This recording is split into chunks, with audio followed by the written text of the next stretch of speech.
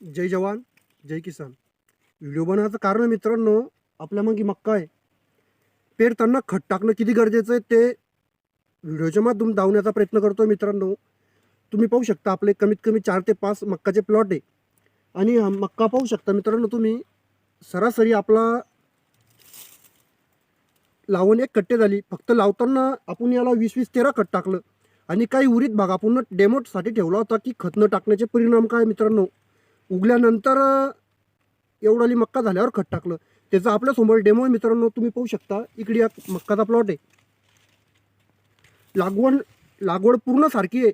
फक्त आपण लागवड करताना इकडे 20-13 खत टाकलं होतं.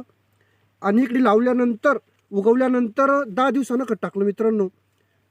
तर तुमच्यासमोर डेमो समोर आहे मित्रांनो. ही मक्का सरासरी आपली डोक्याबरोबर आहे आणि इकडली मक्का आपली कमराबरोबर आहे. मित्रांनो, पेरताना खताचा हा फायदा आहे. जर तुम्ही मक्का लागवड करत असेल, बाजार लागवड करत असेल, काही बी लागवड करत असेल, तर पेरताना खत टाकणं गरजेचं आहे मित्रांनो. तर बरेचसे आपले भाऊ आहे की ते पेरल्यानंतर 15 दिवसानं खत टाकतात. याच्यात आपला परिणाम काय होतो मित्रांनो, आपलं खोड गेन साईज कमी होती.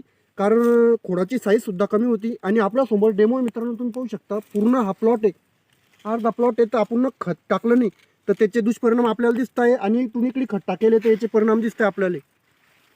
व्हिडिओ आवडला शेअर करा, लाईक करा आणि फॉलो करायला विसरू नका, जेणेकरून नवीन व्हिडिओ तुम्हाला पाहायला मिळेल.